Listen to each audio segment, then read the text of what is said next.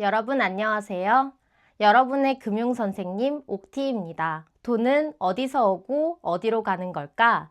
현금흐름표의 비밀이라는 주제로 현금흐름표에 대한 이야기를 나누어 보겠습니다. 회사가 돈을 잘 벌고 있다면 무조건 안전할까요? 저와 함께 계속 금융 공부를 하고 있는 여러분들이라면 이미 그렇지 않다고 대답하실 수 있을 것입니다. 이번 영상에서는 그 이유를 현금흐름표에서 찾아보도록 하겠습니다. 현금흐름표는 현금을 기준으로 현금이 유입되고 유출되는 그 흐름을 기록하고 있습니다. 우리가 이전에 공부했던 손익계산서에서는 아무리 매출액이 높다고 하더라도 그것은 수익이 높은 것에 불과하고 매출에서 비용을 뺀 나머지 금액, 이익에 대한 중요성을 강조했었습니다. 그런데 아무리 이익이 높아도 현금이 부족하면 기업은 도산 위험을 겪을 수 있습니다. 다시 말해 이익이 높은 회사일지라도 현금 보유량이 중요하다는 것이죠. 현금흐름표는 기업의 재정 건강이 어떤지 검진하는 기업의 재정 건강 검진서와 같은 역할을 합니다. 회사의 돈, 즉 현금이 어디서 들어오고 또 어디로 나가는지 보여주는 기록표이기 때문이죠. 기업은 현금흐름표를 통해 돈의 흐름을 관리하고 있습니다. 현금흐름표 역시 다른 재무제표인 재무상태표, 손익계산서와 같이 다양한 웹사이트에서 그 현황을 쉽게 찾아볼 수가 있습니다. 화면에 보이는 그래프는 구글 금융에서 찾아본 삼성전자의 현금흐름표입니다. 이 그래프를 살펴보면 삼성전자는 2023년까지 흑자를 유지하다가 2024년에는 적자가 발생한 것을 알 수 있습니다. 여기에서 유의할 점은 현금흐름표상 적자라고 할지라도 손익계산서에서는 이익이 높게 나타날 수 있다는 거죠. 현금흐름표는 오직 현금이 들어오고 나가는 것에만 기준을 맞춥니다. 이것을 현금주의라고 합니다. 그런데 재무상태표나 손익계산서 같은 경우는 현금을 기준으로 하는 것이 아니라 어떠한 사건이 발생할 때를 기준으로 한다 그래서 발생주의 기준입니다. 한 가지 예시를 들어볼게요. 한 기업이 은행 대출을 통해 자금을 확보했다고 전제해 봅시다. 대출을 통해서 자금을 확보했기 때문에 재무상태표 상에서는 대출, 즉 부채가 증가하는 현상이 발생하겠죠. 그런데 현금흐름표에서는 현금이 유입됐다면 그 현상은 무조건 현금 유입, 즉 현금흐름표 흑자에 영향을 주기 때문에 그 원인이 무엇이든 플러스가 됩니다. 재무상태표에서 부채 비율이 높아졌는데도 말이죠. 그렇다면 현금흐름표가 어떤 구조로 되어 있는지 더욱 궁금해지셨을 텐데요. 현금흐름표는 영투재, 영업활동, 투자활동, 재무활동으로 구성됩니다. 영업활동은 손익계산서상 수익과 같습니다. 기업이 제품을 판매하거나 서비스를 제공해서 벌어들인 현금을 기록합니다. 투자활동은 기업이 건물을 사거나 설비를 구축할 때 사용하는 돈을 기록합니다. 마지막으로 재무활동은 은행에서 대출을 하거나 주식을 팔거나 빚을 갚는 등의 재무활동을 나타냅니다. 이렇게 정의만 설명하면 조금 와닿지 않을 것 같아서 하나의 예시를 준비해 보았습니다. 여러분이 학교 축제에서 카페를 운영한다고 고려해 봅시다. 이때 영업활동은 커피를 팔아서 벌어들인 돈이라고 할 수 있습니다.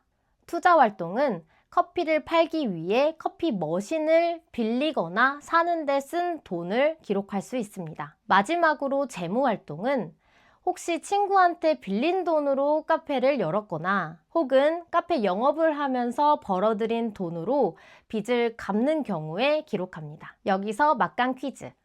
카페를 운영하고 있는데 현금이 부족해졌다면 어떤 문제가 있어서였을까요? 1번. 너무 비싼 커피 머신을 샀을 때. 2번. 커피 판매량이 저조할 때. 3번. 매출은 있으나 빚을 너무 많이 갚고 있을 때. 과연 정답은 무엇일까요? 약간 싱거운 정답일 수도 있는데 답은 모두 가능성이 있다는 것입니다. 따라서 현금 흐름표를 통해 돈의 흐름을 관리하는 것이 매우 중요합니다. 그렇다면 세계적인 기업은 어떻게 현금 흐름을 관리하고 있을지 그 사례를 소개해 보겠습니다. 첫 번째는 월마트입니다. 월마트는 우리나라의 이마트나 롯데마트와 같이 생각하시면 됩니다. 월마트의 경우 영업활동으로 강력한 현금 흐름을 잡았다는 것이 특징입니다. 재고 관리를 철저하게 하고 납품업체와 협상을 통해 비용을 절감했습니다. 그러다 보니 재고에 대한 고객의 신뢰가 쌓여서 매출이 늘고 영업활동으로 인한 현금 유입이 많아졌습니다. 이러한 월마트의 경영 전략은 고객들에게 신뢰를 주었고 매출액이 상승하게 되었습니다. 매출액이 상승했다는 것은 영업활동에서의 현금 유입이 많아졌다는 것을 뜻하는데요. 월마트는 영업활동으로 인해서 유입한 현금을 가지고 꾸준히 투자를 하고 또 주주들과의 신뢰를 쌓기 위해서 주주들에게 성과를 나누는 배당을 실시하였습니다. 다음은 넷플릭스입니다. 넷플릭스는 안정적인 영업활동을 기반으로 많은 투자 활동을 하는 현금 흐름 관리 전략을 보이고 있습니다. 넷플릭스도 초기에는 재무활동으로서 자금을 조달했지만 현재는 영업활동을 통해서도 충분히 현금 유입이 발생돼서 안정화된 상황입니다. 넷플릭스는 콘텐츠 제작에 많은 투자를 하는 기업으로 유명합니다. 투자 활동에서 많은 자금 소요, 즉 현금 유출이 발생하긴 하지만 퀄리티가 높은 콘텐츠를 꾸준히 고객에게 제공함으로써 고객들에게 신뢰를 쌓게 되었고 많은 고객들이 구독 서비스를 이용함에 따라 영업활동에서도 안정적인 현금 유입이 발생하였습니다. 장기적인 성장을 위해서는 과감한 투자 활동도 중요하고 또 그 투자 활동을 뒷받침할 수 있는 안정적인 현금 흐름도 중요하다는 것을 깨닫게 해주는 사례입니다. 다음은 유니클로입니다. 유니클로는 재고가 쌓이지 않는 빠른 회전율을 지속해서 유지하고자 합니다. 즉, 영업활동에서의 효율성을 높여서 현금 관리를 하는 것이 핵심입니다. 유니클로 역시 영업활동으로 이루어낸 현금 유입을 신규 매장 오픈이나 디지털 플랫폼 강화에 재투자하죠. 기업마다 기업이 처한 상황에 따라 현금 흐름 관리 전략은 다를 수밖에 없습니다. 하지만 영업활동, 투자활동, 재무활동 간에 적절한 균형을 가지고 있는 것이 성공의 핵심이라는 것은 공통됩니다. 그렇다면 사례를 기반으로 간단한 퀴즈를 풀어볼까요? 다음 중 현금 흐름표를 잘 활용한 회사는 어느 회사일까요?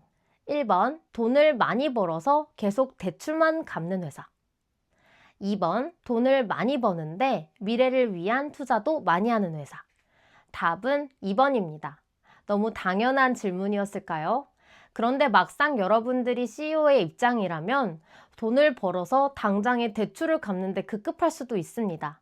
따라서 재무상태표, 손익계산서, 현금 흐름표를 활용해서 여러분들이 어떻게 자금을 관리하고 또 얼마나 새로운 사업에 투자할지를 결정하는 것이 정말 중요합니다. 현금이 어디서 오고 또 어디로 나가는 것인지 파악할 수가 있다면 회사의 현재 상황 파악뿐만 아니라 미래를 위한 준비도 할 수 있다는 것도 여러분들도 이미 아시게 되셨을 겁니다. 돈의 흐름을 잘 관리해서 성공으로 가는 지름길을 만들어 보아야겠죠. 이번 영상에서는 현금 흐름표가 무엇인지, 그리고 어떻게 구성되어 있는지, 어떤 방식으로 현금 흐름을 관리해야 되는지에 대해서 이야기해 보았습니다. 다음 영상에서는 금융을 여는 회계 첫걸음 마지막 영상으로 회계가 우리의 의사결정에 어떻게 영향을 주는지에 대해서 이야기해 보도록 하겠습니다. 그럼 지금까지 여러분의 금융선생님 옥티였습니다. 고맙습니다.